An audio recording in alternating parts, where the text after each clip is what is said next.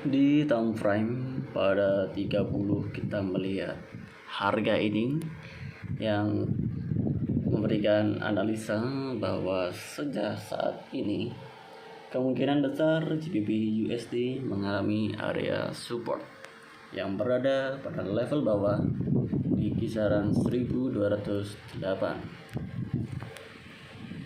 Lalu setelah mengalami adanya reject di pukul 1.00, maka masuk di Agustus pada tanggal 8. Hal ini telah menyebabkan harga kembali berfluktuasi. Jadi sangat terlihat sekali rentetan di sini. Sepanjang harga ini naik, lalu dia akan mencapai tren turun. Ini sudah terlampaui harga pada pasar yang bergerak, lalu menjelang pergantian hari masih menguat di area tekanan pada sisi support. Lalu terlihat sekali lagi harga di sini masih menguat di beberapa momen yang lain. Berdasarkan sekarang juga GBP USD di split 6 telah muncul. Lalu pada Agustus yang lain, terlebih pada tanggal 11-nya, kita melihat harga kembali mempertimbangkan skenario pada area trend di bawah level support. Ini adalah market GBP USD. Kita arahkan di sini pada area level bawah. Lalu terhitung juga pada sekarang sini telah mampu nampaknya bergerak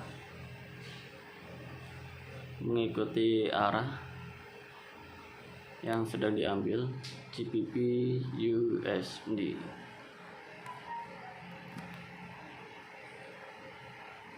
Kita arahkan pada moving average. Di skala ini kita bisa ganti pada moving average-nya.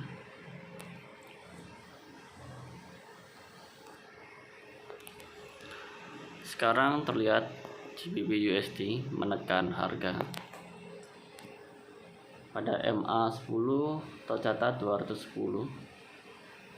Lalu pada 17-nya di tanggal tersebut spread 1 dengan garis MA 204. Jadi harga pada GBP USD ini sedang mengalami tren. Kita bisa tandai di sini supportnya, lalu di bagian atas bagian resisten.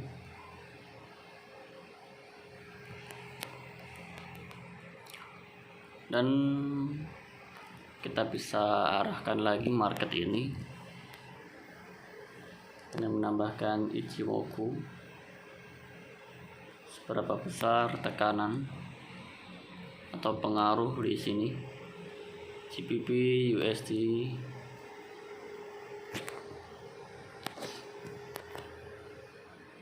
lalu juga harga yang bergerak menurun.